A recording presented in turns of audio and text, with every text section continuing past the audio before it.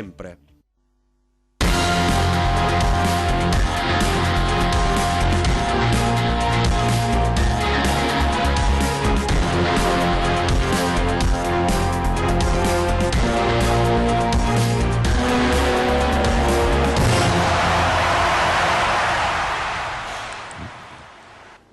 Allora Ring, buonasera e ben ritrovati in diretta come sempre, l'attualità su Antena 3 il lunedì sera alle 21:15, il conto del Papete, poi ve lo spieghiamo, è la polemica un po' di questi giorni nelle parole del Ministro dell'Economia Gualtieri, che questo dice è il lascito di Salvini, la difficoltà è dover affrontare tutta una serie di cose sui conti, sapete che la manovra, adesso si sa qualcosa di più, per il documento di economia e finanza, alle 18:30 c'era la riunione, ora il deficit del nostro paese sarà il 2,2 molto probabilmente per il 2020, ricordate la battaglia un anno fa, il 2,4, 2,5, 2,6, insomma alla fin fine invece che 2,4 doveva essere 2,04, adesso si prospetta un 2,2, quindi qualcosa di più. Di questi 30, un po' di più, di miliardi per quanto riguarda la manovra, 23 sono per sterilizzare l'IVA e questo poi oggi è stato confermato. Ci sono molte cose anche sul fronte della cronaca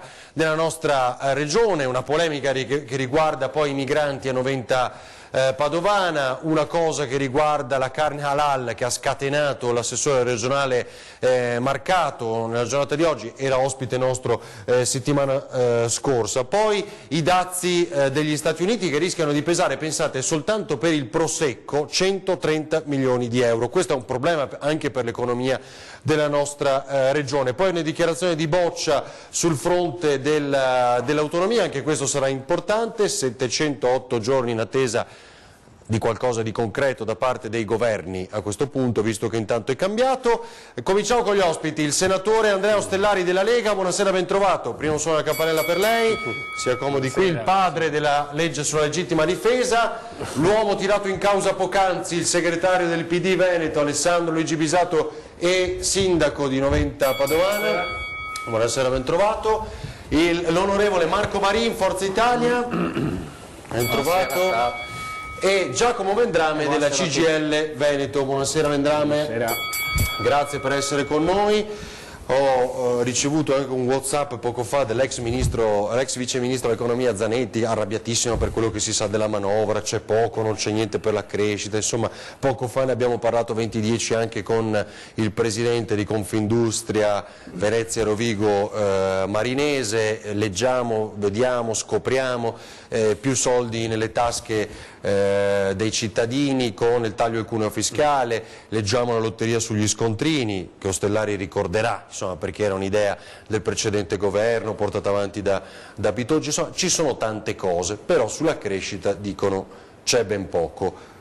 Partiamo da Vendrame, come la legge la CGIL, quello che si sa fino ad adesso, e poi vediamo anche le grafiche per capire un po' meglio che cosa prevede. Beh, ancora presto, nel senso che bisogna vedere veramente qual è la concretezza. La notizia vera è che non c'è l'aumento dell'IVA, è completamente sterilizzata la clausola dell'aumento dell'IVA, che è stato di fatto un'ipoteca del governo precedente, questo è un dato di fatto. Sembra che ci sia qualcosa, però su questo veramente bisogna vedere nella concretezza un intervento sul cuneo fiscale a favore dei lavoratori, vedremo come, perché veramente le notizie sono appena uscite, non si parla di concretezza su perlomeno almeno quello che ho letto io. Quindi è una manovra che tutto sommato sembra una manovra più ragionevole rispetto a quella dichiarata l'anno precedente, che poi ricordo ha avuto dei correttivi notevoli in corso dell'anno, però ripeto è ancora presto per un giudizio complessivo. Di sicuro pesa molto la condizione economica del nostro Paese e quindi i margini si sono ridotti notevolmente. Ostellari, voi preparate la contromanovra, quasi nello shadow cabinet, no? Fate il governo ombra, preparate la manovra ombra, cos'è l'alternativa? Ma così ho capito da Salvini oggi. Ma sì, ma noi il tema è questo, noi avevamo già scusate, noi avevamo già le idee molto chiare sotto il profilo diciamo della manovra economica che questo Paese doveva affrontare. È chiaro che di fronte ha una visione completamente opposta, anche soprattutto sul tema economico con i 5 Stelle, il governo non ha più tenuto. E quali erano queste proposte, diciamo, che noi avevamo diverse dalle loro? Innanzitutto una questione dirimente, che è quella di cercare di ridurre le tasse di questo nostro paese. Se tu non riduci le tasse non fai il vero investimento, non rilanci l'economia e non rilanci, diciamo, tutta quella parte che investe nel nostro paese. Fare manovre che in qualche modo forse aiutano di più le banche mi sembra controtendenza, cioè utilizzare rispetto... bancomat, carte di credito, questo dice. Cioè, bancomat e carte di credito, lo sappiamo benissimo che vanno poi ad alimentare tutto quel flusso positivo nei confronti dei grossi gruppi bancari. Quindi non riesco a comprendere come i 5 Stelle riescano a sposare questa idea di manovra e di futuro del Paese. Alimentare questo senso di mancata crescita non fa altro che andare poi peraltro a gravare su chi manda avanti giornalmente questo nostro territorio, anche se parliamo poi di Veneto. Cioè, qui parliamo di microeconomia, di partite IVA che hanno necessità di un rilancio e per avere un rilancio devi per forza di cose andare a toccare l'aspetto fiscale. Se non hai coraggio di toccare l'aspetto fiscale significa che non credi in questo nostro Paese e non dai futuro soprattutto all'impresa, e questo è quello che ci divideva maggiormente sotto questo profilo con i nostri alleati ho visto tantissimi riferimenti al Prosecco, gli americani non se lo meritano, riferimento allo Ius Culture che non ho ricordato tra l'altro nella parte iniziale di Ring, ma è quello che si è dibattuto anche questi giorni, poi bloccato in parte da Di Maio. Non vorrei Vendrame poi giocassimo sulle parole, il cuneo fiscale sono tasse. Costo, quindi siccome hanno tagliato da quello o che intendono tagliare fino a portare siccome non giochiamo sulle parole, stava dicendo 7 miliardi e mezzo, siccome non giochiamo sulle parole, questo è quello che io leggo dalle aziende, ma siccome non giochiamo sulle parole, oggi diciamo che Conte sta facendo la figura del liquidatore degli italiani. Oggi, come non sarà, non mi sembra suoni bene, non sarà sfuggito al nostro conduttore, sarà proclamato l'avvocato degli italiani. Lì la causa l'ha persa, perché se si votava lo mandavano a casa, lo cacciavano, non è che lo mandavano a casa, e quindi l'ha perso. Oggi ha provato a dire che sarà il riformatore di tutti gli italiani. Questo DEF dimostra che sarà il liquidatore, perché siccome non si gioca con le parole di cuneo fiscale, quando Conte arriva e dice taglieremo il cuneo fiscale, abbasseremo le tasse, faremo la lotta all'evasione, faremo investimenti, e queste sono parole, finiscono, l'ho interrotta mai, l'ho ascoltata, possiamo discutere, però vorrei finire un ragionamento, lei l'ha fatto un attimo fa, di 5 minuti fa. Il fiscale ridotto nei prossimi Posso provare a dire un concetto con i complementi e poi mi risponde? Siccome i fatti sono che questo DEF deve sterilizzare l'IVA, non ci saranno investimenti, è impossibile, devono trovare 30 miliardi, e quindi sarà come sempre in un rapporto deficit-PIL al 2,2. Ricordo a tutti che quel 2,2 rapporto deficit-PIL, a quanto è previsto il PIL? A meno 0,1? Cioè il rapporto deficit-PIL, per fare quei conti al 2,2 scopriamo fra 2 mesi che il PIL di crescita del nostro paese l'anno prossimo, nel 2020, sarà purtroppo 0,1, e invece verrà previsto nei conti dal neo ministro dell'economia magari all'1,7, e Conte dirà no, diciamo al 2,4. Cioè questo purtroppo è un DEF che non porta, e ha ragione e quello che diceva prima il mio collega Ostellari, non porta beneficio agli italiani e alle famiglie, non porta beneficio neanche alla grande industria, ma soprattutto alle piccole e medie imprese. Mi colpisce questo SMS, se un poveraccio ha solo 500 euro al mese, scrivono come fa a farsi il conto corrente, viene pure penalizzato, ma premio no, ma la barzelletta vede che vogliono dare questo super bonus di 475 euro, proprio mi collego a questo all'anno, mi collego a questo SMS, alle persone che hanno speso con la carta di credito l'anno scorso 2.500 euro. I pensionati italiani fanno fatica ad arrivare a 800 euro. Avrebbero speso, secondo qualcuno, 2.500 euro se contro il Premier Conte e se contro il Movimento 5 Stelle o il PD o Quindi le quattro dice, sinistre. è comunque anche questo un intervento che alla fin fine favorisce chi con le carte ha speso, ma di più. Di parole, qui stiamo parlando di parole ma non di fatti. I fatti è che questo DEF condanna l'Italia al baratro. Liquidatore dell'Italia, ha detto. Ma mi pare un po' forte e devo dire, mi pare che rivediamo le cose che abbiamo visto anche l'anno scorso. Qua c'è una condizione di Stato in generale e poi il trovare nel breve delle risorse per andare prima di tutto a sterilizzare sta benedetta IVA. Ci siamo riempiti la bocca tutti, sarebbe stato sorprendente adesso che non succedesse.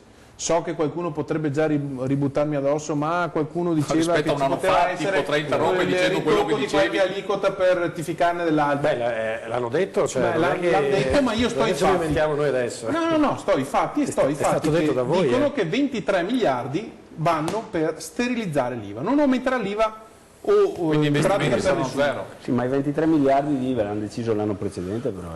Allora, però io ho fatto l'opposizione come sa ostellare molto dura. ma io però la questione dell'IVA, la clausola di salvaguardia, finché c'è non da vedo 5 anni, concretezza perché faccio l'ultima fatica, però IVA neanche... l'ha aumentata un governo, piace dirlo, ma insomma i fatti sono fatti di sinistra, no? L'ultimo aumento dell'IVA, quindi io non devo certo difendere il governo precedente perché Ostellari sa bene che io facevo l'opposizione. Sì, ma non c'entra nulla. Ma non c'entra nulla col DEF di adesso. Anche qua stiamo facendo un racconto che ne c'entra con il governo precedente. È una salvaguardia che c'era. Va bene, allora, stabilito Non che i hai 23 introdotto miliardi nulla. dell'IVA sono stati trovati, gli altri 7 dove li mettiamo? Se li mettiamo sul cuneo fiscale significa ridurre le tasse per, io dico, i penultimi e i terzultimi, perché gli ultimi della società, l'intervento è stato fatto con reddito di cittadinanza, poteva chiamarsi REI, per me sta bene, significa quelli che proprio non arrivano alla soglia del limite È minimo una della notizia povertà. però, quindi sei favorevole, il PD è favorevole alla reddito di cittadinanza da stasera? Lo hanno confermato, no? Reddito e quota 100. Io dico che il reddito di cittadinanza che tiene assieme Io non l'hanno mai detto prima. il reddito, Non l'hanno mai detto. L'hanno sempre pensato, diciamo. Sì, che no, lo hanno detto. E statalista.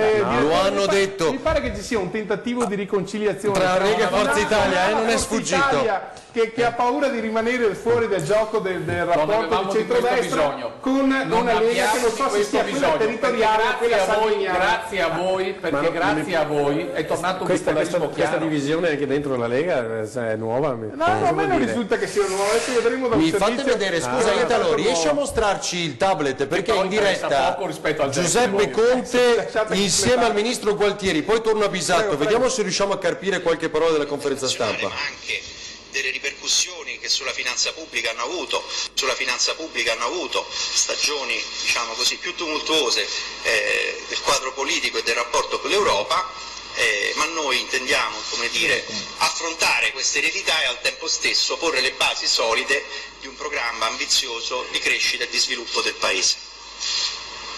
Allora, così il ministro Gualtieri, che vedete a fianco Giuseppe Conte in questo momento per presentare il documento economia e finanza, insomma la preparazione alla finanziaria, l'uomo che ha detto il conto del papete è quello che stiamo pagando noi, no? E quindi l'ha appena spiegato, di fatto aver ereditato. Siccome avete messo sul Adesso piatto sentiamo. reddito di cittadinanza e quota 100, adesso noi non le togliamo, le stabilizziamo da un certo punto di vista, però andiamo anche avanti, ossia non c'è l'aumento dell'IVA e ci sono poche risorse, obiettivamente poche risorse per fare qualcos'altro. Ma ti do una notizia, l'aumento dell'IVA non c'era nemmeno prima e non ci sarebbe stato nemmeno con un governo diverso governo della Lega. rispetto al vostro, cioè l'aumento dell'IVA non era in pericolo, era comunque una considerazione, o meglio un elemento che aveva introdotto l'ultimo governo PD. Transazioni elettroniche, aspetti, scusi Ostellari.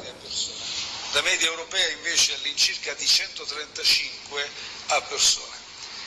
Quindi diciamo la media europea ovviamente di un numero di transazioni maggiore. Il tocco della comunità europea e questo è vero, Quindi ma non vede, devono il tema non è, sorprendere questo non vuol dire mica che è un elemento strutturale. Riguarda la possibilità. Allora, va bene, adesso vediamo se c'è c'è. una cosa di questo tipo. No, però anche No, questo ma è cerca di affrontare un all'obiettivo altro della tema lotta all'evasione in fondamentale, qualche no, maniera. l'evasione. Avevo interrotto Ostellari, scusate, poi ricominciamo. No, prego. sulla lotta allora, se questo è uno strumento sulla lotta all'evasione, allora parliamoci chiaro anche dove sta l'evasione vera di questo Paese? Sta sulle partite IVA? Sta sui piccoli commercianti? Sta sui consumatori? Non credo. Io credo che la vera evasione sta su quella fascia molto più ampia, magari imprese che ne so, hanno la sede all'estero e che magari qui svolgono servizi. Quindi attenzione, non vorrei che poi queste riforme volte appunto magari con tutti i buoni intendimenti alla fine siano invece a beneficio dei grossi gruppi banche e non solo, e invece a penalizzare tutta quella parte nostra anche territoriale che invece sul contante è cresciuta e ha investito. Quindi ma le territoriali di Confcommercio sono già espresse. Ma non possiamo noi considerare tutti quelli che usano il contante come dei presunti colpevoli di evasione. Dice questo. Allora è anche una cultura che dobbiamo cambiare nel nostro paese, e dobbiamo cercare, ripeto come ho detto prima, di capire qual è il vero dato negativo che abbiamo. Tutti andiamo le tasse, ripetendo, ragazzi, che bisogna fare il contrasto di interessi. Questo è un inizio di contrasto di interessi. Ma no, nel senso che se tu ti porti in detrazione per paradosso tutte le tue spese, questo è un inizio, perché dice proviamo a vedere con 2.500 euro, che poi uno se usa il bancomat è la stessa. Luigi, sai benissimo che queste manovre qui non portano nessun tipo di beneficio alla classe media. Questa manovra rischia di invece penalizzare. Allora dobbiamo cercare di abbassare la pressione fiscale. Sempre per ragionare di merito. È chiaro che se io uso il bancomat per fare qualsiasi transazione non mi cambia nulla a me. Appunto, però se questo permette di recuperare miliardi di evasione fiscale, io sono particolarmente contento. Se il recupero dell'evasione fiscale siamo tutti d'accordo. Ma chi lo dice? Allora proviamo, facciamo una prova. Mi pare perché anche sulla fatturazione elettronica, stiamo confondendo di quello che anche sulla fatturazione elettronica se ne era detto di tutti i colori, poi ha funzionato. Nel DEF ogni anno, ogni DEF e ogni governo viene messo il recupero dell'evasione fiscale. Sì, allora, e quindi sull'evasione fiscale il pagare tutti per pagare meno l'abbiamo sentito pure stavolta. Quindi siamo sempre d'accordo. Solo un attimo Marin, vediamo, perché sfruttiamo la conferenza stampa. Se non ci sono gli investimenti non si rilancia l'economia. E allora vediamo se Italo e Alberto ci aiutano, vediamo. Montagna della sterilizzazione di questa enorme clausola di salvaguardia e fare i conti con questa eredità vedete la connessione impegnativa sul fronte della finanza pubblica viene da un significativo miglioramento anche del costo del finanziamento del debito pubblico, che è già stato avviato quando è stata evitata la procedura anche attraverso un lavoro, un impegno diretto del Presidente Conte prima dell'estate, poi ha subito, come è noto, dei contraccolpi durante le note vicende agostane e poi è adesso su un sentiero ancora più marcato di riduzione dopo la formazione del nuovo governo. Noi, e non è una stima ottimistica, è un dato oggettivo, individuiamo come minor costo del debito pubblico già nel prossimo anno 6 miliardi. Quindi evitare contraccolpi sul versante dello spread determina, questa è una grandezza che da sola è equivalente a quella che lei ha detto, ma è un numero enorme. Quindi questo per capire, e noi siamo ambiziosi, noi vogliamo andare oltre. Noi oggi abbiamo un costo del finanziamento del debito pubblico significativamente ridotto a quello di poche settimane fa, e allo stesso tempo noi abbiamo enormi margini di miglioramento. Noi vogliamo arrivare ai livelli che ci vedevano tradizionalmente con un costo addirittura inferiore a quello della Spagna e inferiore al Portogallo. Da tempo Spagna e Portogallo hanno un costo molto minore. Se noi raggiungessimo questo obiettivo, il beneficio per la finanza pubblica sarebbe assai considerevole, e quindi questo anche elemento, come dicevo, abbiamo alcune grandi sacche di inefficienza nel Paese. Uno è il costo spropositato del finanziamento del nostro debito pubblico, e il quadro solido di finanza pubblica, ancorché ambizioso, che noi presentiamo, crediamo che concorrerà alla riduzione di questa sacca di inefficienza.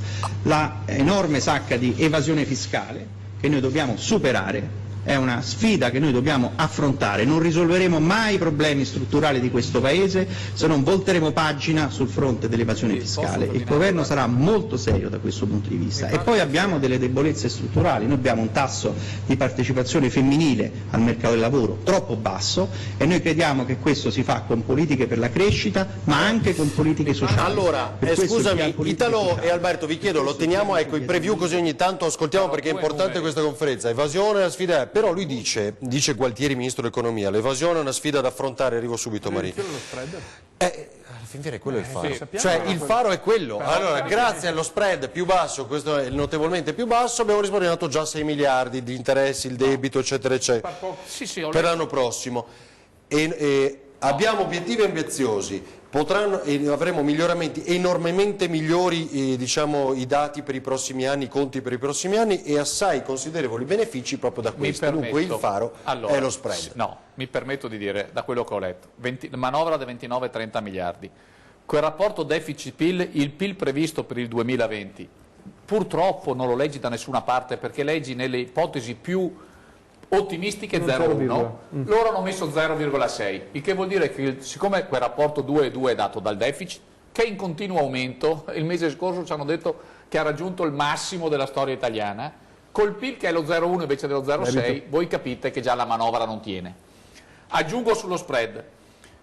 Lo spread si abbassa, lo spread è quel rapporto, inutile che adesso spieghiamo, sappiamo il rapporto con i titoli di Stato tedeschi, no? Se l'economia va bene si abbassa lo spread, perché se l'economia va male, la Deutsche Bank non compra i titoli di Stato italiani. Non solo quello, senatore. Sa che è enfatizzato anche dal clima politico. Dai. Anche se politicamente fai quello che ti dicono gli altri. Sì, ma aspetta un attimo. Si abbassa. Se fai quello che dice l'Europa si abbassa lo spread. E poi è vero, poi lo analizziamo, ma la verità è, rispetto ai numeri, che se l'economia va bene, vuol dire che i tuoi titoli di Stato, quelli che tu metti, che vendi per poter pagare il debito, dice, me li compro volentieri, compreresti i bond argentini?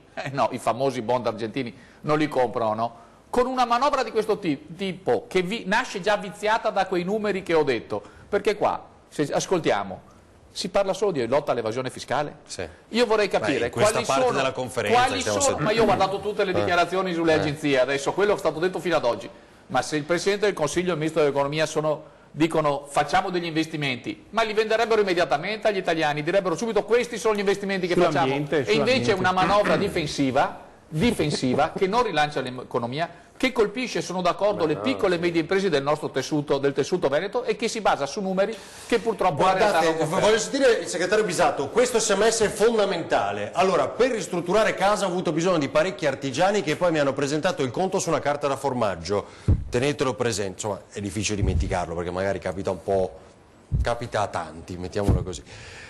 Poi arriveremo proprio a un dato su questo, importante. Italo, ci fai rivedere se stanno parlando ancora, c'è ancora conferenza? Ecco, sentiamo Conte e poi Bisato. Sì. Gualtieri e gli uffici del MEF, i quali si sono presentati al tavolo dopo una consultazione che abbiamo avuto, quindi un'attività istruttoria molto corposa, molto responsabile, che abbiamo avuto nelle ultime settimane, e ci siamo confrontati seduti intorno a un tavolo con vari scenari.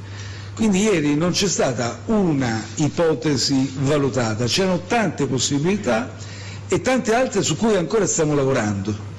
Quindi ieri ci siamo confrontati e abbiamo, dopo un confronto maturato, dopo varie ore, ci siamo convinti, io stesso mi sono convinto che quello che vogliamo perseguire è sicuramente lavorare alla contrastare l'evasione delle tasse, perché questo è un obiettivo fondamentale del governo, pagare tutti perché tutti si possa pagare meno. Per farlo ci siamo convinti che va assolutamente incentivato l'utilizzo della moneta cosiddetta elettronica, dei pagamenti tracciabili, e ci siamo anche convinti, perché nessuna decisione era stata assunta, nessuna decisione di governo era stata assunta, che vogliamo perseguire questo obiettivo attraverso meccanismi incentivanti l'utilizzo della moneta elettronica e non disincentivanti l'utilizzo del contante. Questo perché riteniamo che non il meccanismo bonus-malus possa penalizzare una fetta della popolazione ancora molto legata all'utilizzo del contante. Quindi state tranquilli, abbiamo un obiettivo chiaro, preciso, stiamo ancora lavorando a molte simulazioni, arriveremo a questo obiettivo come vogliamo noi, offrendo un vantaggio ai cittadini che adegueranno il loro stile di vita, ma non penalizzando gli altri. Noi vogliamo arrecare benefici. Allora, restiamo anche su Conte, tra poco ci torniamo, questa è una chiave di lettura che diceva... La condivido in pieno, nel senso che non si sta togliendo niente a nessuno. Se uno vuole continuare a usare il contante, lo usi, ma siccome sappiamo che nella vita corrente ormai di persone di media età, le persone anziane hanno qualche difficoltà in più, ma il bancomat, ad esempio, lo usano praticamente quasi tutti. Allora a quel punto sapere che inizi quell'operazione i tecnici la chiamano contrasto di interessi, l'ho già detto anche prima, e perché non si è mai fatto negli anni? Perché lo sentiamo dire da tutti, se mi facessero scaricare qualsiasi ricevuta, qualsiasi fattura, allora sì che ci sarebbe, lo Stato non lo fa mai perché non è certo dell'entrata che ne deriverebbe, ha paura di far catastrofare. Ma questa riforma non ti fa scaricare nulla? No, attenzione, sto dicendo che questa è una prima formula, è una prima formula, perché se è vero che va in porto il cashback, tu paghi con... è una formula perché lo Stato provi a vedere cosa entrerebbe come aggiuntivo rispetto a quello che c'era prima, e vedrete che il passo dopo a quel punto vorrebbe dire veramente incrociare tanti dati, fare in modo che ti puoi detrarre la spesa che hai sostenuto, ampliando la gamma. Sono due visioni culturali completamente diverse. Io credo che un DEF deve essere impostato sugli investimenti e sullo sviluppo. Che qui le dice mancano. Capisco che invece lo statalismo e il centralismo ma non è vero, siamo diversi per quello. Allora, aspetti Marin, Ostellari, chiudiamo perché poi abbiamo la pubblicità e torniamo a sentire Conte subito dopo. No, ma io capisco anche quello che magari stanno cercando di fare, però ripeto, è fuffa. È fuffa perché questa questione, se tu la vuoi effettivamente mettere in pratica in maniera seria, allora o togli tutto il contante, ma tu non puoi venire a dire applico questo tipo di riforma perché voglio fare una azione del governo contro l'evasione, e però poi dici allo stesso modo, però attenzione, non è un disincentivo al contante. Una famiglia media spende 2.500 euro all'anno. Aspettiamo un attimo. Col bancomat può essere, ma te ne danno indietro 450. 450 all'anno, mi spieghi qual è poi la spinta economica in relazione a tutti i problemi che sappiamo esserci nel nostro tessuto economico? Ma non diciamo sempre che deve ripartire anche il mercato interno? 450 li spenderà. Allora io dico, perché non fare un ulteriore sforzo? Perché non fare un ulteriore sforzo in avanti e finalmente, ad esempio, noi avevamo la ricetta della flat tax, non ti piace la flat tax? Mettimene un'altra, chiamala come vuoi, ma il tema è o abbassi le tasse, perché se abbassi le tasse magari, ecco, allora sì, paghiamo meno e paghiamo tutti, dico io, paghiamo meno e paghiamo tutti e magari mettiamo in circolazione denaro quando dice abbassare le tasse anche per i lavoratori dipendenti. Ma certo. È il cuneo fiscale. Ma scusa, la flat tax che ha presentato il centrodestra, nel programma di centrodestra c'era la flat tax, si poteva discutere dell'aliquota al 15 al 20%, ma la flat tax è un'aliquota sola che coinvolge tutti. Ma è fatta la distinzione fra lavoratore autonomo e dipendenti? È assolutamente ingiusta. Chi ha un carico 40% di pressione fiscale e regalargli il 15% è un conto. A un dipendente che ha già il 23 con le detrazioni e rischi di non dargli niente. Facciamo così, c'è ancora in corso la conferenza stampa, vero? Sì, ancora le domande. Allora, un minuto di pubblicità e rientriamo ascoltando Conte e Gualtieri, così cerchiamo di scoprire altre nozioni e poi noi le abbiamo preparate anche in grafica, quello che sapevamo fino a questa sera, insomma, per cercare di commentarlo insieme. A tra poco.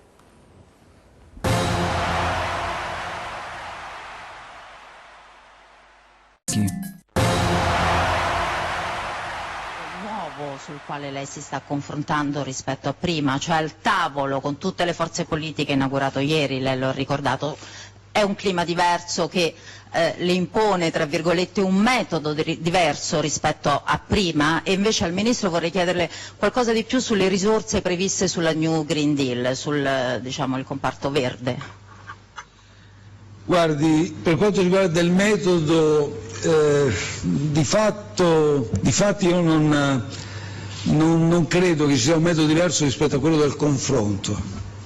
Un confronto che ho sempre sperimentato nelle mie corde. A me piace prendere, ho dichiarato anche in passato, a me piace prendere decisioni e quindi lavorare alla sintesi, riassumere quell'indirizzo politico generale nel confronto, uso un termine tecnico dei giuristi, nel contraddittorio tra le parti, perché il momento migliore per operare una sintesi è sentire le varie versioni e quindi afferrare poi quella soluzione che ci consente, ci garantisce maggiormente di realizzare l'interesse comune e il bene comune dei cittadini. Quindi da questo punto di vista non cambia molto.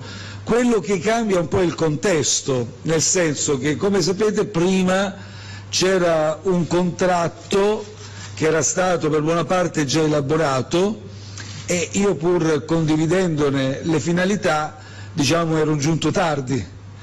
Questa volta invece mi permetto di parlare di un progetto politico. Perché?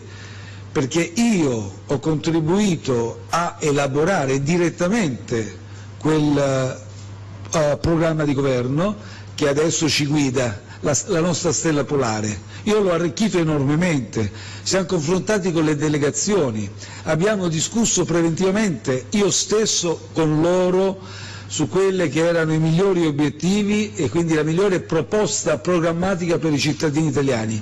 Quindi è chiaro che il mio ruolo da questo punto di vista è sicuramente cambiato, fermo restando che il metodo è sempre quello.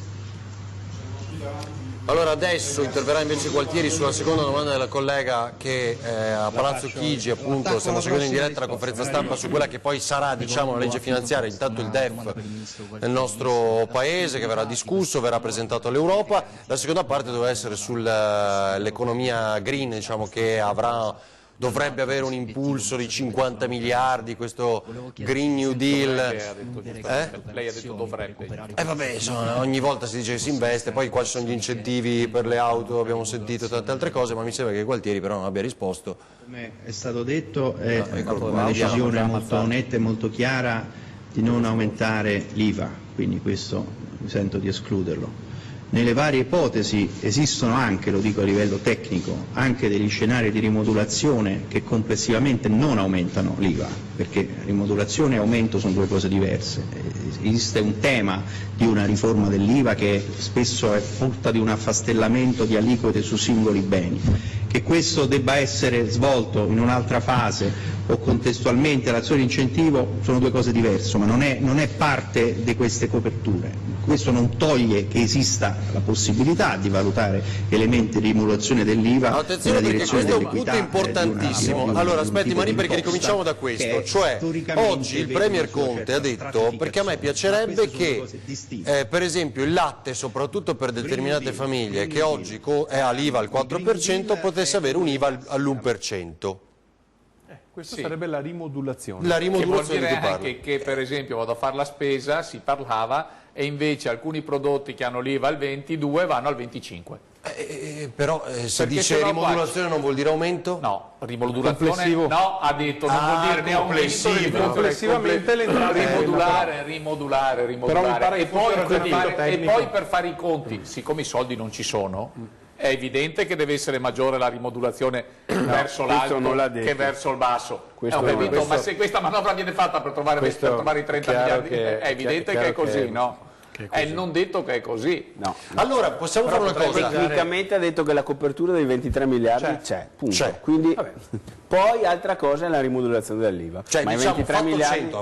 fatto 100 l'IVA, possiamo fare invece che appunto 10, 4... Vuol dire che quando il rapporto deficit il tutto deve invece restare che 0,6 100. sarà 0,1 e mancherà quello 0,5, potrebbero rimodulare l'IVA.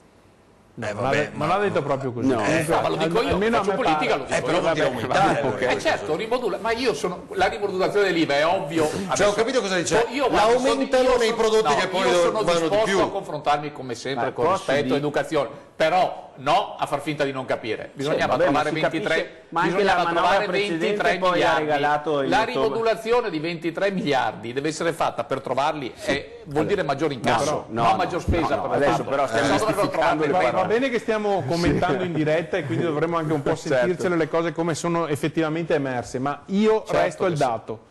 I 23 miliardi per l'aumento dell'IVA sono sterilizzati, vuol dire li hanno trovati e è sterilizzato l'aumento. Questo è il dato di fatto. Poi tecnicamente gli hanno chiesto a Gualtieri, ma potrebbe esserci anche una delle ipotesi, era anche quella della rimodulazione, magari non ho colto l'inizio, ma penso parlassero anche di incentivi, disincentivi, quindi di altri argomenti. Vediamo cosa dice ancora. Sentiamo Gualtieri in diretta, Ministro Economia.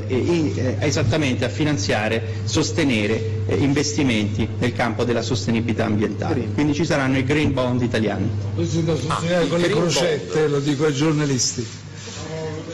Parlano di 50 miliardi. Francesca Martelli, Open, ci presentate un deficit al 2,2%, un anno fa Presidente lei era qui a difendere un deficit al 2,4%, su che cosa si basa la fiducia che avete in questa maggiore flessibilità da parte di Bruxelles e perché il 2,4 era una cifra pericolosa e il 2,2 senza discesa l'anno prossimo non lo è? Ottima domanda della collega di Open. Certo. 2,2 meno di 2,4. Allora, il deficit è sia una cifra assoluta sia una cifra relativa naturalmente, che si compara a quello precedente. Come sapete, le raccomandazioni del Consiglio dello scorso luglio chiedevano all'Italia una correzione del deficit strutturale dello 0,6%, cioè una riduzione del deficit strutturale che è un parametro leggermente diverso dal deficit nominale. Il 2,2 è il deficit nominale. La misura, diciamo così, che conta ai fini delle regole europee è quello strutturale, cioè il deficit adattato al ciclo economico, stabilizzatori automatici, insomma è una sottocomponente, diciamo così. Ecco, questo noi l'avremmo dovuto ridurre dello 0,6. Con questa manovra, ancorché il deficit nominale resta invariato dal 2,2 al 2,2, noi abbiamo una piccola, diciamo così, deterioramento strutturale dello 0,1, quindi diciamo, per questo io indico un 0,7 la flessibilità, dallo 0,6 richiesto a un meno 0,6 a un più 0,1. Questo rientra a nostro giudizio all'interno di una applicazione della flessibilità prevista dal patto attraverso una serie di ragionamenti che, se volete, vi faccio, che sono estremamente tecnici, che si chiamano margine di deviazione significativa e clausola specifica su alcuni investimenti. Su questo ci ha steso, allora mettiamola così, con questo ci ha steso veramente, però insomma, cioè, da qua si capisce che hanno preso proprio quello giusto, che sa fino alle virgole, e quindi andrà in Europa e gliela piazzerà giù piazzata bene dicendo questa impressione che gliela piazzerà giù in Europa. Però la giornalista ha detto, ma come? Combatteva, cioè sempre lei, Conte, no? Era con un'altra maggioranza, ma combatteva per il 2,4, battiamo i pugni, e stavolta già parte da 2,2, no? Questa era la domanda poi della giornalista. Noi ci siamo dimenticati che nella finanziaria precedente, per poi in qualche modo tranquillizzare la Commissione europea, abbiamo ridato indietro a diciamo il bilancio dello Stato 7 miliardi che erano quelli risparmiati tra quota 100 e reddito di cittadinanza. È una roba che è passata completamente in silenzio, ma adesso non mi ricordo se era giugno o luglio, di fatto è stata fatta una manovra correttiva utilizzando le risorse risparmiate da reddito di cittadinanza. No, erano 7 miliardi. Ah sì, ho capito, ma e allora da questo punto di vista io trovo più credibile partire, voglio dire, da dati più reali, come sta facendo questo governo, rispetto a una manovra precedente che era roboante ma poi si è trasformata in qualcosa di molto più piccolo. Io lo trovo più serio sotto il profilo del metodo, perché poi, ripeto, ci sono anche aspetti tecnici che annoieranno, però sono determinanti, voglio dire, per gestire una comunità complessa come l'Italia e tra l'altro come la comunità europea. Allora Italo, prima di tornare alla conferenza stampa in diretta sulla manovra, che cosa ci sarà, dove vengono i soldini, se ne vengono, come leggiamo nel titolo, nella promessa, più 1.500 euro in tasca. Allora andiamo a vedere insieme dove la guardiamo, là? Vai. Allora, che cosa abbiamo preparato? Questa manovra dovrebbe ammontare a circa 30, forse un po' di più, ma insomma poi leggeremo i dettagli, circa 30 miliardi. I 23 per le clausole IVA ci sono, quindi scongiurato l'aumento, anche se ci sarà forse questa rimodulazione. che può vedere abbassare l'IVA per alcuni prodotti ma magari alzarla per altri, dice Marin, che magari sono quelli di maggiore... Mi permette fare un inciso senza Aspetti che leggiamo sono solo 2 miliardi dopo e mezzo commentiamo. quelli risparmiati fra quota 100 e reddito di cittadinanza, sì, no dobbiamo... 7, perché costavano circa 10, 14 in totale. Sono 2,5 quelli Su quota risparmiati. 100 sono 7. Va bene, ok, sono 2,5. Dipende se fai i conti. Allora dopo ci arriviamo. Sono 2 Ci fai vedere intanto, dai, andiamo avanti, eccolo qua. Busto dovrebbe esserci, le buste paga. Risparmiamo già quelli degli anni a venire. Sì, esatto, hanno incluso abbiamo due anche mentalità diverse, devo dire. Diciamo, la sperimentazione. Allora, con rispetto lo dico. Aspettate che questo è un punto, credo che ai nostri telespettatori interessa parecchio. Allora, a quello che sappiamo, per il taglio del cuneo fiscale il governo cerca almeno 5 miliardi, potrebbero essere 7, no? Però l'intenzione sarebbe quella di introdurre una detrazione sul lavoro di 1.500 euro l'anno, inizialmente per i redditi da lavoro dipendente fino a 26.000 euro. Ma lasciamo pure la grafica. Questo comporterebbe un aumento nelle buste paga di 125 euro al mese. In questa operazione potrebbe essere ricompresa anche una riforma del bonus di 80 euro di Renzi, il bonus verrebbe riassorbito, così facendo in realtà l'aumento netto mensile sarebbe di 45 e non di 125, cioè 80, gli 80, quelli che dicevo esatto, prima, più 45. Ancora in fase di studio, ma insomma lì noi abbiamo scritto che il costo sarebbe 5 miliardi, ma può essere anche di 7, redditi fino a 26, ma si parlava anche di redditi fino a 35 mila euro, no? Con un risparmio che potrebbe arrivare a 1.500 euro in tasca, chiaramente all'anno. Allora, poi cosa abbiamo? Gli autonomi. Giusto? Salta la flat tax fino a 100.000, ma resta quella di che era l'obiettivo di allargarla fino al 1° gennaio 2020, ma resta, sarebbe salva quella introdotta ancora appunto dal governo precedente, della flat tax al 15%, partite IVA. Niente, la flat tax non è stata la flat tax, è un'aliquota fino a 65.000 euro. Il regime forfettario era già nata prima fino a 35. Che non è una flat tax, vabbè, certo, però chiamalo forfettone, chiamalo come vuoi. Il regime forfettario, quello che ha fatto aprire molte partite IVA, o forse dividere, no? Cioè chi aveva una fatturazione che arrivava, no, a 70-75 preferiva, no, diciamo più 100-120, preferiva dividerle in 2 partite IVA. Vediamo, eccolo qua, l'evasione l'abbiamo sentito fino a poco fa, pagamenti elettronici o appunto questa restituzione del 3% della spesa sull'anno precedente per chi arriva a 2.500 euro, appunto potrebbe essere 470, 450. Guarda, aspetti che le leggo tutte, l'ultima, guardi qua. Reddito di cittadinanza confermato, quota 100 confermata con delle modifiche. Allora, vediamo se c'è ancora un pezzettino di pochi secondi in diretta. Questo è il quadro di quello che sappiamo fino ad adesso. Si aggiunge il tema della rimodulazione dell'IVA, che è molto interessante, secondo... no, è finita la conferenza stampa, facciamo vedere il logo che si fa... Palazzo Chigi, ecco niente, lo dico a un sindaco, con una persona... C'è qualcuno che crede che si fa, ma soprattutto a chi ci ascolta, si fa la lotta all'evasione dicendo tu paga col bancomat o la carta di credito, fosse l'evasione, e io ti restituisco il 3% di quello che hai speso. E in questo modo, ma viene da ridere, vuol dire vivere proprio fuori dalla vita reale.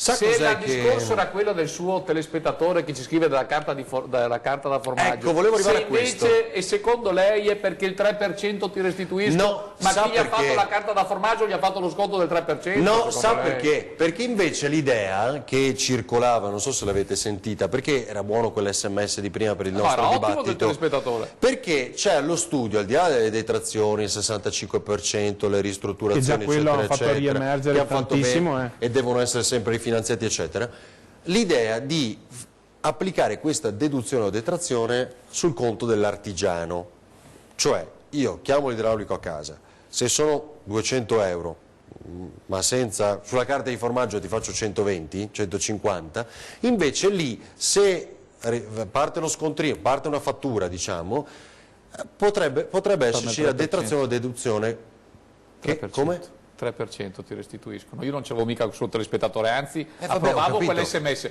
ce l'ho con Conte. Ma sì, ma lì stanno pensando di andare a incidere anche lì sull'evasione di convenienza tra i due. Vediamo, nei prossimi giorni leggiamo meglio. Comunque io penso che sia sempre bene cercare di ridurre l'evasione fiscale, questo siamo consapevoli tutti.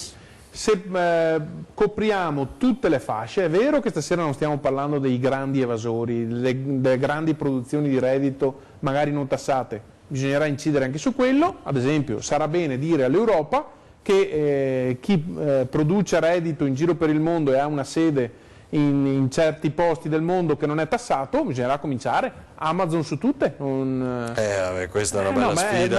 Quella è una battaglia fortissima che va fatta in Europa. La web tax o tutte queste cose qui. Allora, 14 miliardi di flessibilità sui conti, questo è il dato che poi hanno quello a cui faceva riferimento Gualtieri. Quindi sarebbero 23 più 14? Sì, probabilmente sì, anche perché noi, è vero, mi 37 pare che abbiamo detto tutti all'inizio, tutti tendevamo a dire che non c'erano investimenti, soldi per gli investimenti. Ci sarebbero sti benedetti 50 miliardi sul segmento della green economy. I bond. Mi pare di capire che il governo sta cercando di vendere quello. Siccome sei una persona intelligente, qui non facciamo adesso è vero che è scritta sulla carta di formaggio ancora. Con anche tutto questa, rispetto, anche la manovra. Volevo facilitarla rispetto all'SMS del suo telespettatore. Qui stiamo discutendo ancora di poco, però anche la conversazione di stasera, alla fine, ed è la differenza proprio culturale che c'è, no? Si sta impostando sull'evasione fiscale.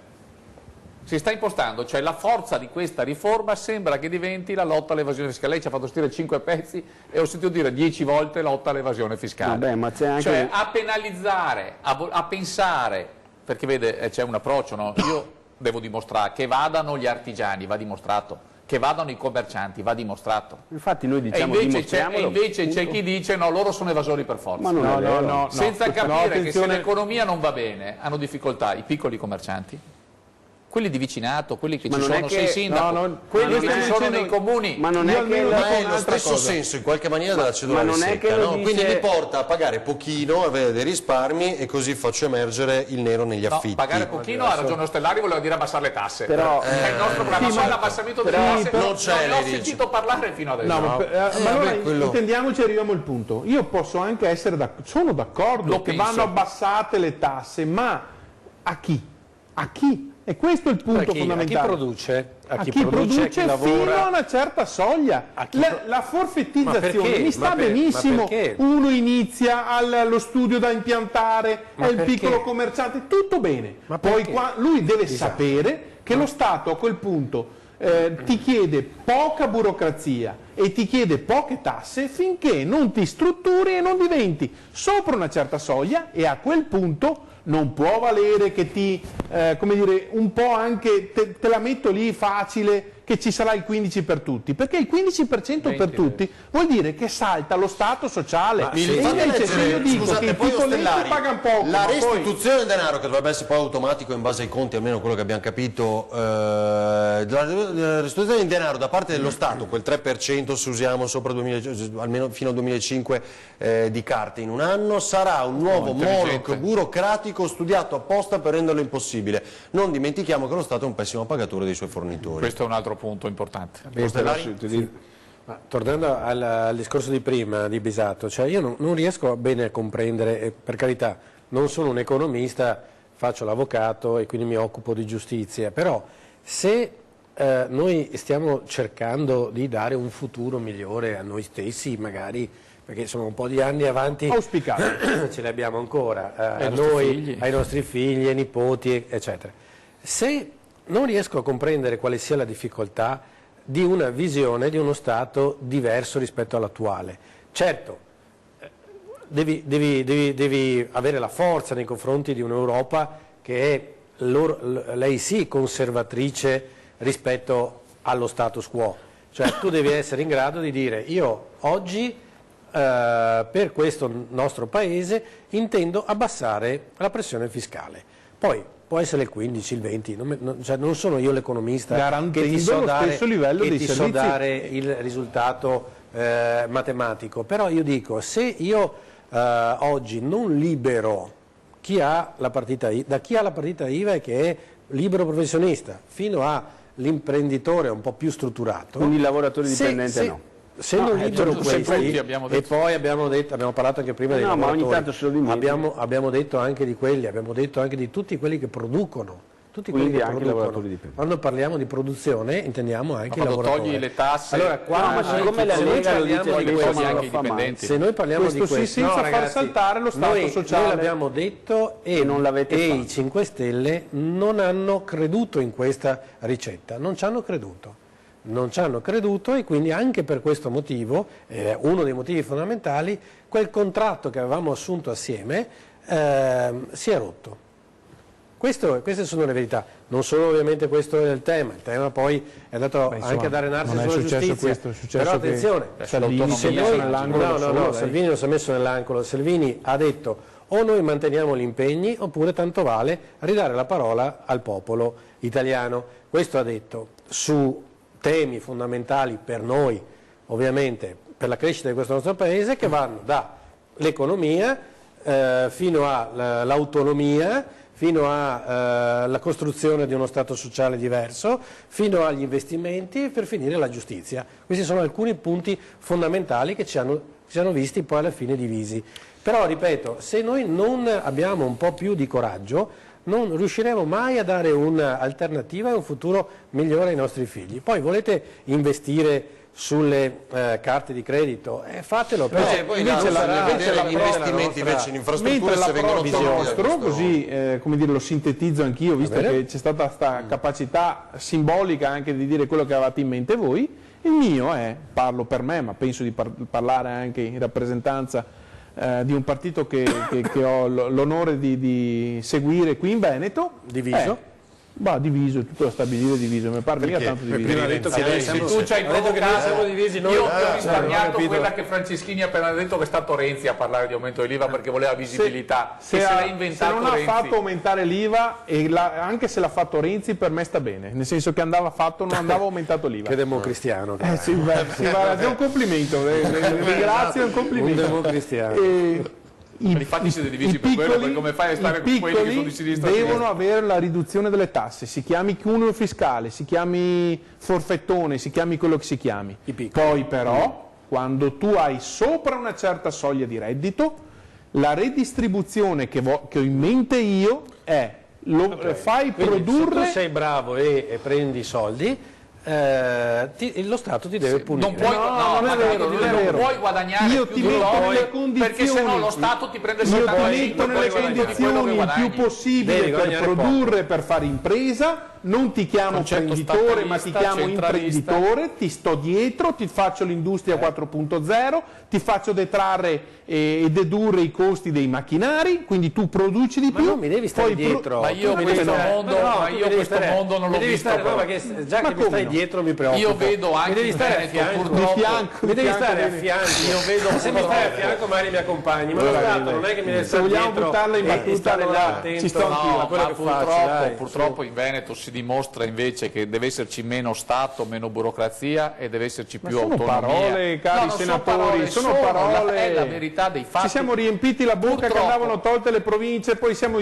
tutti adesso Purtroppo. qua ad essere consapevoli che serviva anche quel pezzo di Stato là, se fatto bene. Poi se mandate il servizio si vede che come non si fa se bene. non si abbassano le tasse non riparte neanche, purtroppo anche l'economia veneta è in difficoltà. Tante piccole e medie imprese, ma i professionisti di cui parlavamo prima, quella lotta di classe, no, che sembra venire evocata non dalle tue parole, vero, no. non dalle tue parole, ma da un governo, sostieni un governo dove c'è dentro l'EU, dove c'è il Movimento 5 Stelle, che è il partito più di sinistra che esiste, insieme all'EU. Quindi sostenete un governo di questo tipo, questa lotta di classe non esiste più, non esiste più. Noi non si può più dire chi guadagna tanto deve pagare, anzi deve farsi carico anche di quelli che guadagnano, qui devono pagare tutti.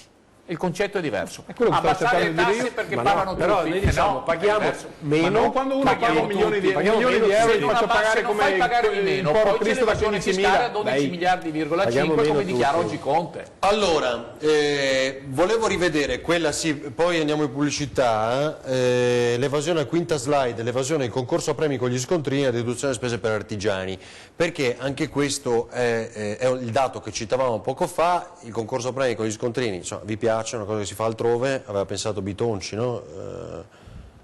Vabbè, ma cosa c'entra questo con la manovra che stanno facendo loro? Perché se Per c'è, non l'evasione, potete dire la che lotta prima andava all'evasione, bene, in teoria, adesso non va no? bene. Come idea In questa. Portogallo lo fanno e pare che funzioni. Sì, ma attenzione, Stiamo parlando di una manovra, questa, che non ha nulla a che fare con quella che si pensava prima. No, ma su quella cosa puntuale andasse non bene, puoi prendere il base non fa più composito, tu prendi quel pezzetto lì che per noi andava bene, lo metti qua dentro in una pentola che non c'entra assolutamente nulla. Nessuno pretende che vi possa soddisfare, ma su questo non c'è dubbio. Ok, ma quella tesserina di quel mosaico là va bene o no? Dai, quella tesserina, quel pezzetto lì inserito qui dentro non cambia assolutamente nulla, secondo me. Non cambia assolutamente nulla. Poi ripeto, io non sono l'economista, ma credo che quel pezzetto lì, quell'idea, potesse andare bene in una manovra che andava verso lo sviluppo, non certo... Pubblicità, e poi vedo bersagliatissimo di SMS stasera. Dopo la pubblicità sentiamo Salvini cosa dice già a commento di queste prime indiscrezioni lette sui giornali, insomma in questi giorni,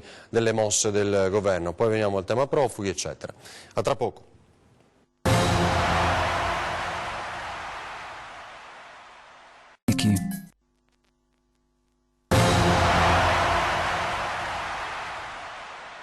Roberto, ci sarai, Antonio, ci sarai, qualcuno sta parlando di tasse, noi presenteremo in Parlamento la nostra manovra economica targata Lega, che prevedeva il taglio delle tasse anche per i lavoratori dipendenti e i pensionati, sotto una certa cifra, flat tax al 15% per lavoratori dipendenti e pensionati. Hanno detto che però di flat tax non si parla più, l'hanno cancellata. E io sento parlare solo di nuove tasse, aumento dell'IVA, tassa sulle merendine, tassa sulle bibite gassate, tassa sui voli low cost. Ringrazio Luca perché mi ricorda che voi potete avere tutte le informazioni su come arrivare a Roma il 19 ottobre sul sito legaonline.it, quindi magari adesso in pausa pranzo, in pausa studio, in pausa sigaretta, se smettete è meglio, io è 6 mesi che non fumo e un pochino meglio sto e non sono neanche eccessivamente ingrassato, però i polmoni ringraziano, legaonline.it. Già 1500 di voi tramite la rete hanno prenotato il proprio posto per venire a Roma sabato 19 ottobre, stupiremo il mondo. Questa è l'Italia, non Renzi, Di Maio, La Boldrini, Franceschini, Bonafede, Toninelli, Zingaretti. L'Italia è altro, quindi adesso vi saluto perché saluto la tanta cittadinanza che è venuta qua a Cascia e mi preparo ad andare a Norcia, Umbria, il 27 ottobre tocca a voi e c'è l'Italia che vi guarda e c'è il mondo che vi guarda. Intanto vi ringrazio, vi abbraccio, vi voglio bene perché siete straordinari. Questa è l'unica pagina Facebook che sta crescendo rispetto a quelli del governo. Conte cala, Renzi cala, Di Maio cala e noi, è vero, non abbiamo più i ministeri, abbiamo provato a far votare gli italiani, ma tanto gli italiani prima o poi torneranno a votare e io ribadisco che onore e dignità valgono più di 1000 ministeri. Grazie perché il bello deve ancora venire e faremo cose grandi, tutti insieme. Vabbè, allora, no, ridevamo perché c'è il ragno che attraversa lo studio di Ring, il ring, quindi porterà guadagno veramente, insomma, aspettiamo. Porterà guadagno, no? Allora, vabbè, allora... La manovra, no? Speriamo per tutti noi. Quindi questo ovviamente... Allora una vedova nera. Quindi va maluccio. Va bene, allora, Vendrame non ha detto più niente perché comunque qua abbiamo sentito e scoperto altre cose anche sulla manovra del governo ombra Salvini, diciamo, che quindi dice noi la presenteremo comunque, questa sarebbe stata la nostra manovra, 15% per tutti, redditi da dipendenti e pensionati. Guardate, frequentando i posti di lavoro, i lavoratori dipendenti hanno capito che la flat tax non era una grande soluzione, perché sanno fare i conti in tasca propria. Invece il reddito di cittadinanza quello non c'entra, infatti chi lavora non lo prende, non è quello il tema. Ma secondo me, voglio dire, appunto, uno degli aspetti fondamentali era esattamente tagliare il cuneo fiscale per il lavoro. Ora vedremo in che modo, e ripeto la battuta che facevo prima, a me sembra una manovra normale e in realtà a volte fare le cose normali può sembrare quasi straordinario, quindi vedremo, ma di sicuro la flat tax non era una cosa che andava a beneficio dei lavoratori dipendenti. Noi ci auguriamo che due delle cose annunciate, cioè il taglio del cuneo fiscale e la lotta all'evasione fiscale, vengono effettivamente fatte, perché questo permette di recuperare risorse a favore dei lavoratori da una parte, col taglio del cuneo fiscale, e dall'altra attraverso il recupero e evasione fiscale avere maggiori risorse come Stato e poter fare maggiori servizi, perché noi ci dimentichiamo continuamente che i bisogni delle persone in carne ed ossa stanno aumentando e purtroppo invece i soldi che noi diamo al sistema sanitario, al trasporto pubblico, alle scuole e via dicendo stanno diminuendo, e questo pesa comunque poi sulle famiglie. Quindi insomma vedremo, penso che sia l'inizio di un percorso su cui insomma attenderemo maggiore concretezza per fare delle valutazioni concrete, però insomma mi pare più credibile la proposta di questa manovra rispetto appunto a degli slogan che non vogliono dire nulla e non portano a risolvere nessun problema. Prendiamo atto che quindi loro non erano d'accordo in una manovra che andava in senso opposto, e quindi cercare di liberare il mercato, liberare l'impresa, abbassare le tasse. Non eravate d'accordo? Assolutamente. Bene, probabilmente saremo è giusto che la finalmente che il centrodestra sia di qua. Finalmente l'avete detto. Se non fossimo poi tutti uguali non dica che sta dalla parte dei lavoratori, questo è il punto. Beh, no, questo è diverso. Perché scusami, questo è diverso. Il centrodestra non sta dalla parte dei lavoratori? Guarda che secondo lei la Lega viene votata da chi? È quello che dicevo prima. La Lega viene votata solo dagli imprenditori. Che venga votata ai lavoratori, questo non ho nessun dubbio, visto i dati che avete. La Lega viene votata che voi fate l'interesse dei lavoratori o lavoratori, da moltissimi pensionati che hanno non serve che mi convinca, sono i dati elettorali che lo dicono. Quello che abbiamo fatto non c'è nessun problema, io non nego la realtà, io nego il fatto che voi non state dalla parte dei lavoratori, punto. Questo non è vero, voi state dicendo delle cose a favore di altri soggetti, questo che dice lei non dei è lavoratori dipendenti e dei pensionati. Lo possiamo dimostrare su tutti i provvedimenti. Al vento. Le vostre sono state parole al vento. Il bonus Befana è quello che stavamo citando, diciamo, abbiamo citato per tutta la sera, cioè se si scopre che avete utilizzato molto la carta, il bancomat, molto, poi dipende, i 2.500 euro nell'anno precedente, ne arrivano 450, diciamo, di ritorno, no? Quel 3%, ed era il bonus Befana che citavano via SMS adesso. I miliardi si recuperano anche togliendo l'8 per 1000 alle varie chiese, scrivono. Allora, voglio leggere intanto questa ansa del ministro Boccia di oggi, poi vediamo il caso. No, sono 2 o 3 casi, la violenza in zona stazione a Padova. Interessante quell'8 per 1000, perché oggi Fioramonti, lo dico anche a Bisato, c'è il nuovo ministro dell'istruzione, sì. A proposito del crocifisso nelle scuole, io sono per il crocifisso nelle scuole, ha detto che per la scuola laica sta tornando una cultura diversa, si sta veramente riformando quel bipolarismo, la sinistra, con le parole del CGIL, e Salvini che mostra, sono autorevoli, che mostra invece simboli religiosi. Al di là di Salvini, io credo, non ho bisogno di mostrarlo, però non è al governo. Sì, fra Fioramonti, non è al governo? Ok, fra Fioramonti, abbiamo capito, non è dicendo 5 volte. Non c'è neanche in Parlamento. Fra Fioramonti, questo è sicuro, fra Fioramonti e quello che leggevo dell'8.000 per la Chiesa abbiamo capito qual è il substrato che sostiene questo governo delle 4 sinistre.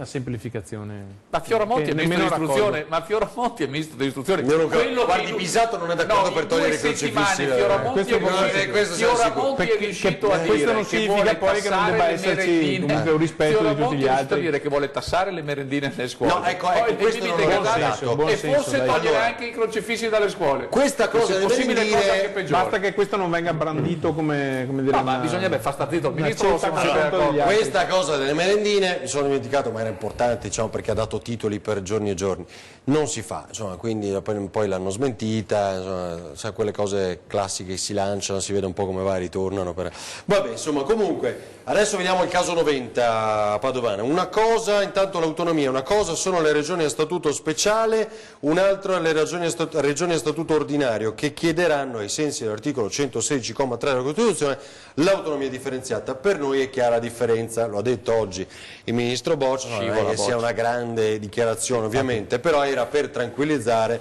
la Valle d'Aosta, perché ha incontrato la giunta regionale della Valle d'Aosta, il presidente Antonio Fosson e la presidente del Consiglio regionale Rini, che Boccia, ma perché insomma un po' l'obiettivo era quello, anche per il Veneto, no? Boccia la settimana scorsa ha detto che non parlerà più di autonomia ma di sussidiarietà. Io l'ho invitato a guardare il significato sul vocabolario della lingua italiana.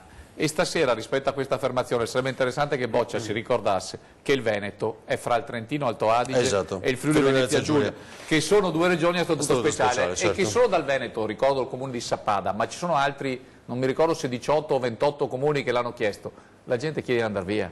Se il Veneto non ha l'autonomia, la disparità è talmente tale e forte che i nostri comuni, soprattutto quelli montani, chiedono di andarsene. Allora è meglio che Boccia, prima di parlare, studi bene le carte, perché oggi ho visto che ha detto che dal Veneto parlano poco, perché quando bisogna entrare nel merito delle cose poi si crea il silenzio, perché non sono preparati, no? Che studi un po' meglio lui le carte, almeno la geografia. Ma il Veneto Friuli a me pare che abbia detto Trentino. Altre cose, ha detto che bisogna applicare un articolo della Costituzione, quello che diciamo fin dal primo minuto. Ma non diventano statuto speciale, siccome invece qua si forza con questa affermazione. Siccome invece qua si è voluto fin dal giorno dopo del referendum, già quel referendum serviva a poco perché era l'applicazione dell'articolo della Costituzione. Dalla Corte Costituzionale, come tu sai bene, che vuol dire per forza che rispetta la Costituzione. Come dire, ha lasciato su 4 possibilità di referendum, ne ha lasciato. Ecco, sì, bene, proprio perché è ghiaccio bollente, applichiamo l'articolo della Costituzione che è il 116 terzo comma. E rispettiamo la volontà popolare.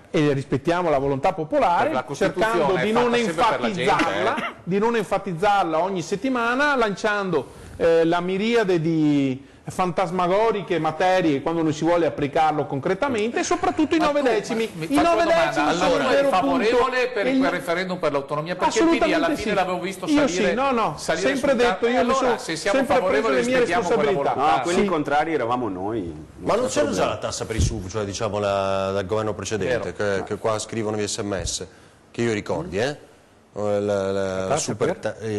SUV, diciamo, il diesel dopo una certa, sì, no? dopo Quindi, una certa già applicata dai aprile, bene o male, se uscissimo dal ring su tante cose, Ferdinando Marino non si può uscire, vi tengo qua. Allora, c'era un altro SMS, faceva riferimento, ecco, il voto ai sedicenni invece, che è una cosa lanciata un po' oggi da Luigi Di Maio, forse cercando anche, dobbiamo dirlo, intercettare, oggi non abbiamo il Movimento 5 Stelle, intercettare il voto che potrebbe, si pensa sia un po' più vicino al Movimento 5 Stelle, insomma, poi, e qualcuno diceva via SMS non sono d'accordo, sono troppo giovani. Allora, caso 90 Padovano, vediamo cosa è successo, vedrete in questa sdoppiamento della personalità, il sindaco Bisato, sia lì che qui. Ho capito perché adesso attaccherà, adesso attaccherà Bano, vediamo.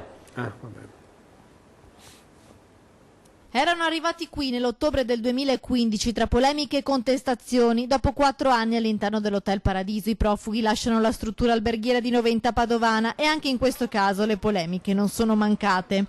Eccoli mentre salgono nel pullman messo a disposizione dalla prefettura per portarli nelle loro nuove destinazioni a Torreglia ed Este. Erano 64 anni fa, durante l'emergenza sbarchi, le stanze dell'Hotel Paradiso hanno ospitato fino a 90 richiedenti asilo. Nell'ultimo periodo i numeri erano scesi a 36. Poco prima del trasferimento però il consigliere comunale della Lega e vicepresidente della provincia, Marcello Bano, ha denunciato la fuga di 5 profughi. Abbiamo ripresi stamattina che erano andati in via Tazzoli in una palazzina dove ci sono già dei nigeriani, quindi di fatto una parte sono già usciti per andare in questa palazzina, quindi non si sta risolvendo assolutamente la situazione. Secondo il sindaco Alessandro Luigi Bisato questa è una fake news. Come previsto dal programma stilato dalla prefettura, oggi dovevano spostarsi 31 persone e 5 domani. Di queste 31, 29 sono salite sui pulmini, sono arrivate quindi a destinazione. Un ragazzo era sotto cura farmacologica, nulla di grave, ma insomma si sposterà nei prossimi giorni in accordo con la cooperativa.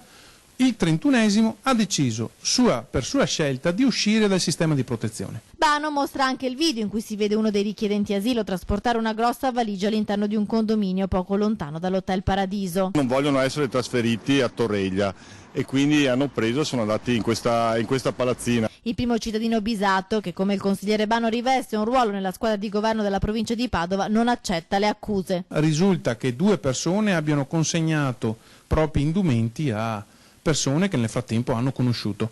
C'è stata una verifica, non c'è materiale che non sia lecito in quei borsoni.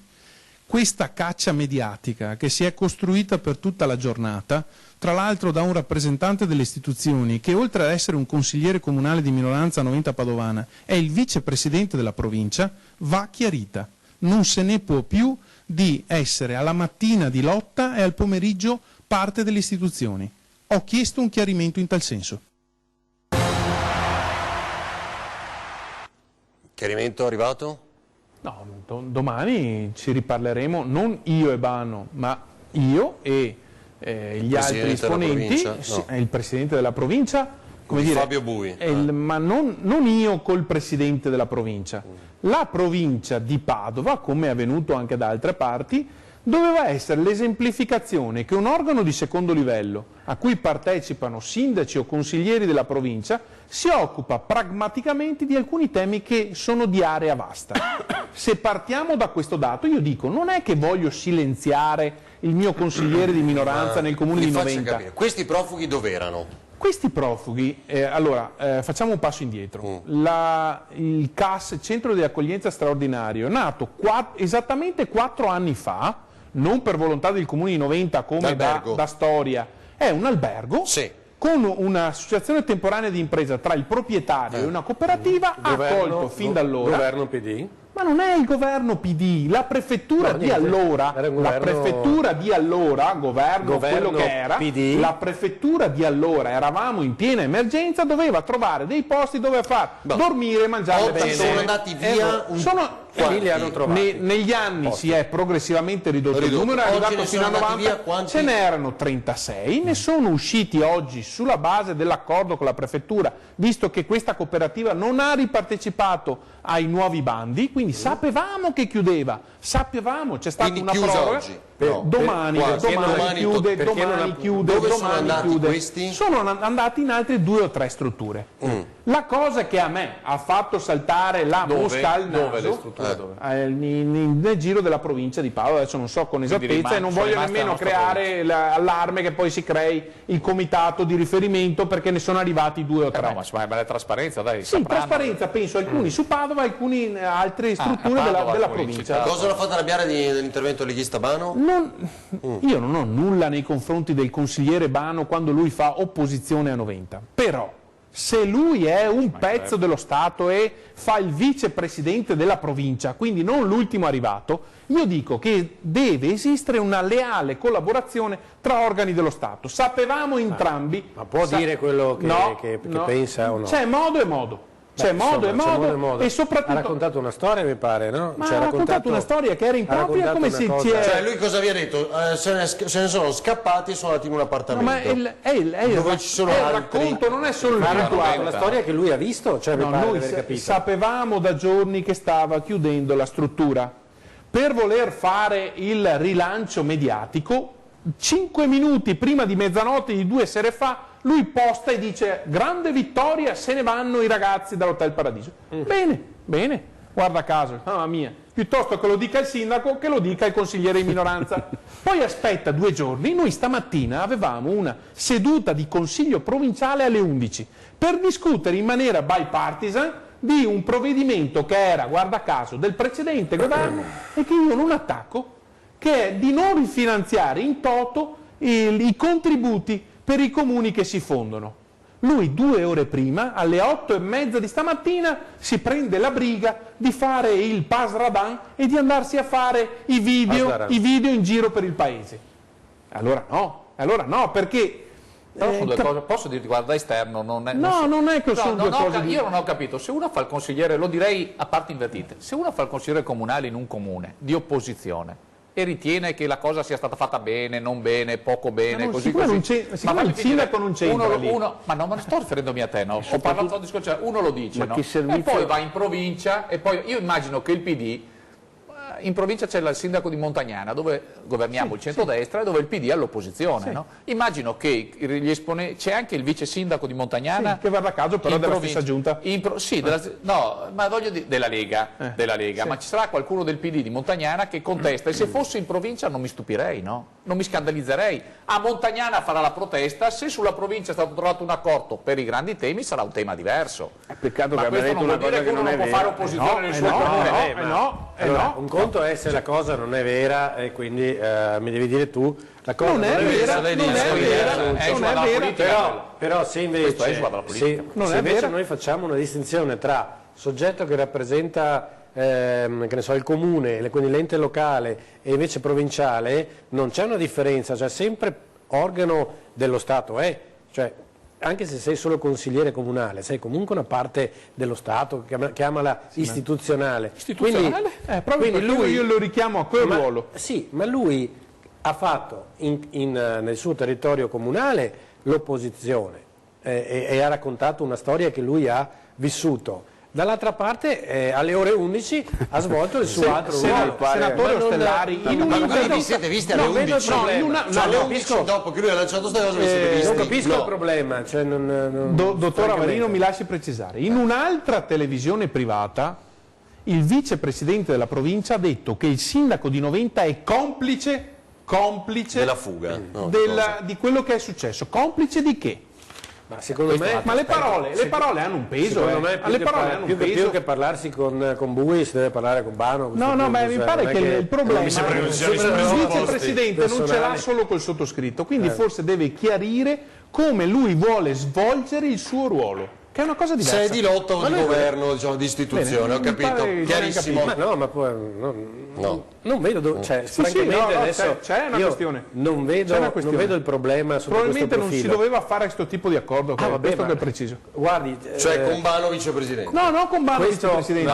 È una distorsione, perché un conto è avere due liste e poi metterle assieme, è un conto aver fatto la marmellata indistinta che ha prodotto questo. Mi fai vedere Italo, Mense Scuola a Venezia invece, si è sfogato anche Marcato oggi su questo tema, vediamo.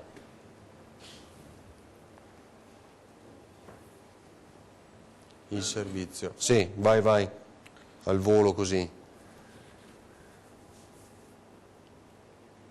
Dovresti averlo, Fammi sapere, se no...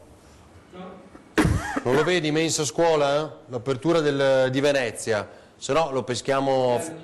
Ok, grazie, quando ce l'hai fammi sapere.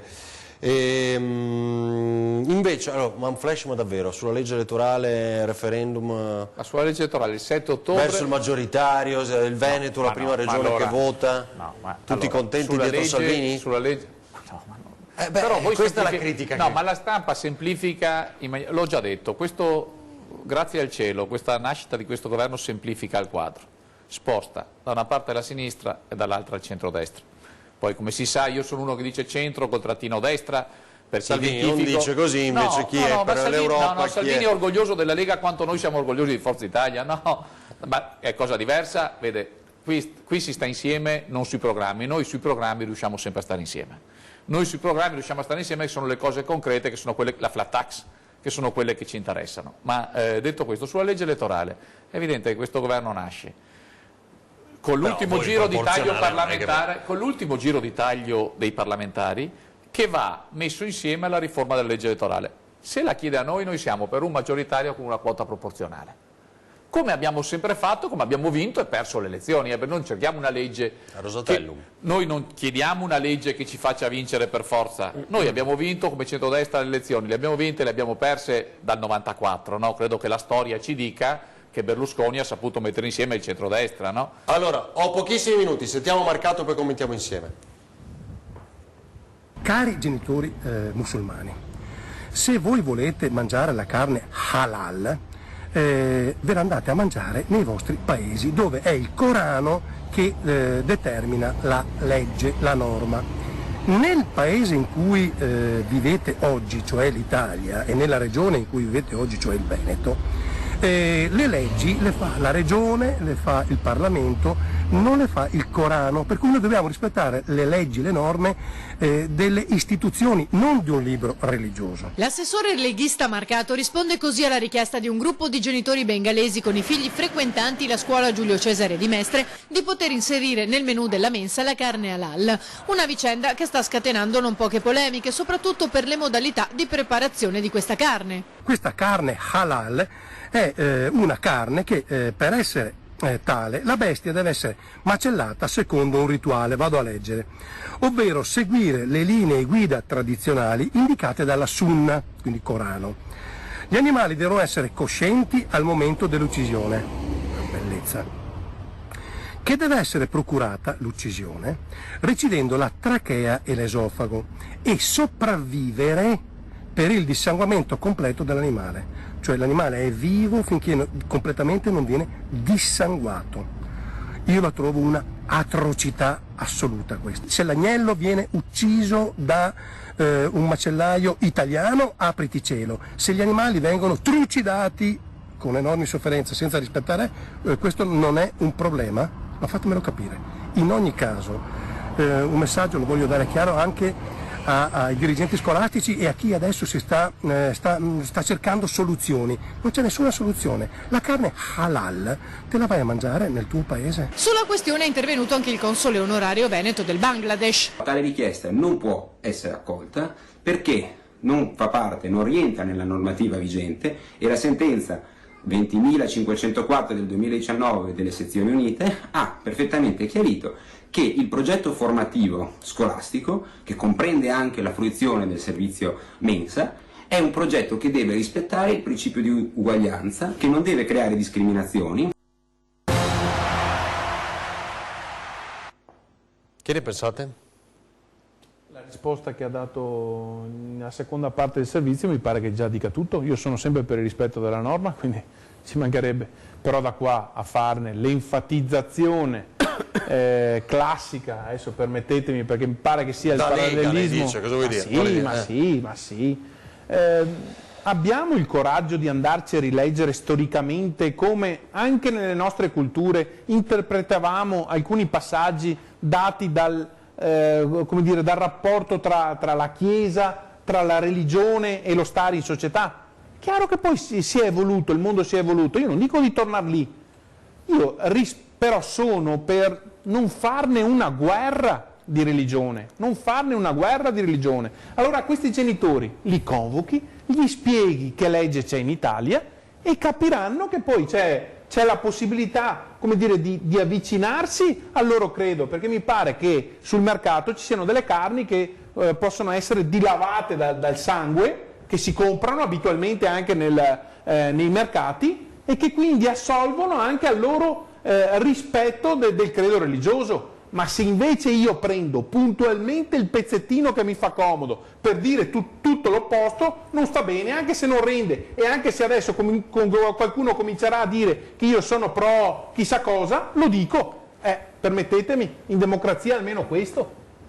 Ecco, è un'enfatizzazione, caro senatore Ostellari, è un'enfatizzazione da chi rappresenta le istituzioni. Mi aspetterei un atteggiamento diverso. Ma ce l'hai con chi rappresenta le istituzioni? Sì, ce l'ho con chi la rappresenta, tirando sempre la corda dal proprio però nella sostanza della notizia, perché ci ha proposto una assolutamente notizia, non va assecondata la richiesta, però ci sono tanti modi per assecondarla. Stando nella sostanza della notizia, io direi una cosa prima: in Veneto come nel nostro paese queste richieste non esistono. No, si possono fare, non si spiega. Queste richieste le fanno, ma la risposta affermativa non esiste. Che Marcato ha citato la legge senza sapere che quella modalità di macello non è consentita in Italia. Un pugno. Allora, se il fatto è che la sostanza è che non esiste, che in questa scuola venga data questa carne ai ragazzi, e siamo tutti d'accordo su questo, io sono d'accordo su questo e mi interessa questa sostanza. Su tutto il resto, se volete, ne parliamo dopo. Quello che mi interessa è che la Regione Veneto, in questo caso correttamente, come lo Stato italiano, perché c'è una legge dello Stato italiano correttamente e c'è una sentenza, dice e spiega a queste persone: quando siete qua ci sono delle regole, questo è quello che è il dato per me, si rispettano le regole del paese in cui si vive. Punto, fine. Non siamo disposti a cedere su questo. Questo è il principio. Dopodiché possiamo discutere della forma e ognuno ha la sua di forma. Ma affermiamo un principio, le regole di un paese dove si rispettano e si comincia da bambini. Io penso che la richiesta in qualche modo di quelle persone fosse anche legittima, perché se la sua religione... Mica ha detto che era legittima nessuno. No, appunto, quindi io non vedo dove sta il problema, è stata una richiesta, gli si nega quella risposta, tra l'altro, ripeto quello che ha detto, perché è vero, esistono modalità di fornire quella carne, anche se voi andate in alcuni supermercati quella carne c'è e non è macellata come ha letto l'assessore Marcato, perché non è possibile per legge in Italia macellarla in quel modo. Punto. Quindi questa posizione. No, è che si vuole sempre strumentalizzare, continuare a creare dei conflitti dove non ci sono. Nessuno ha strumentalizzato né ha creato conflitti, ha raccontato ma per piacere, infatti lei le fiabe a sua figlia le racconta così come le ha raccontate Marcato, sicuramente. Ma è uguale. Questa qui non è una fiaba, è ridicolo. Continuate a cercare un conflitto dove non c'è. Siete voi che volete raccontare le favole, a dire che il problema siete voi che volete raccontare le favole come con la manovra economica di poco fa. Quella è la fiaba di oggi. Come la fiaba dell'autonomia, volete credere alla fiaba, quando c'è... Allora, alla vostra parliamo favola, di una cosa seria, dell'autonomia e il federalismo, che il centrodestra quando è stato al governo non è riuscito mai, a proposito del 92 ad oggi, a fare una riforma in quella direzione. Centrodestra? Centrodestra, quando ha governato in questo paese, non è mai riuscito a fare un passo in avanti né rispetto al federalismo né rispetto all'autonomia. Bocciato dal referendum, aveva fatto anche il taglio dei parlamentari. L'unica riforma federalista sembra l'abbia fatta il centro-sinistra, sì o no? Parliamo invece di quando eravamo... Vedi che li ha scaldati immediatamente, perché probabilmente tocca un tasto dolente.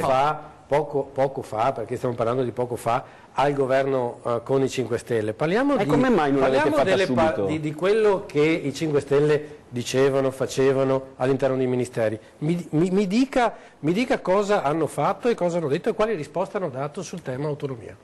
Ma il problema non è, voglio dire, gli alleati di governo, si sceglie in base a un programma. Io non c'ero nei governi precedenti, c'ero in questo. Mi dica cosa ha fatto i 5 Stelle, mi dica cosa hanno fatto i 5 Stelle in merito alla proposta, ad esempio, non solo del Veneto, della Lombardia. No, ma il punto è che non è che gestisci... No, il punto, mi dica cosa avete fatto. No, avete fatto, io ripeto non ho fatto niente, nel senso che tra l'altro rispetto all'autonomia che propone Zaia sono anche contrario, perché uno dei problemi è... Ma su questo, perché dimostra come mai raggiungere un punto di equilibrio che è necessario. Perché chiedere 23 materie è impossibile che vengano date tutte 23, punto. E quindi blocchi all'inizio un possibile dialogo rispetto a quelli che sono i dettati della Costituzione. Io sono un avvocato, mi occupo di giustizia, ma mi fido anche di quelli tecnici che hanno lavorato su quella materia qua. Lei sa che hanno lavorato, c'era una squadra che 23 di professori, ma nessuno ha detto che non è legittimo, è lo stesso lo conosce lei? Ma non non c'è nessun problema sulla legittimità. Il punto è che voler ottenere tutto, questo è il risultato. Questo è il risultato, 708 giorni. Mi dica perché secondo lei non era possibile arrivare a 23 Prima di tutto c'erano tante controdeduzioni sul tavolo a cui non è stata data risposta da parte di ministeri anche governati dalla Lega. Questo no. Centinaio, agricoltura aveva già posto delle controdeduzioni a cui non è stata risposta. Quelle sono le favole, voi vorrete favole, c'è dati di fatto, da parte anche del Ministero del Sud, c'era un ministro dei 5 Stelle. Ditemi quali sono state le proposte che sono arrivate sul tavolo. Le controproposte. Sì, ho capito. Allora, non c'erano. Tanto non. Esatto, rispondo io, non c'erano. Sì, ma anche, diciamocela tutta, era Salvini che non voleva l'autonomia delle nord, perché altrimenti i voti giù, com'è che andava a prendere? Non potevi che chiudere in maniera più gloriosa. Allora, grazie a tutti chi ci ha seguito da casa, chi era ospite qui, ci vediamo lunedì prossimo e domani con 20:10. Grazie, buonanotte da Ring. Buonanotte a tutti. Buonanotte.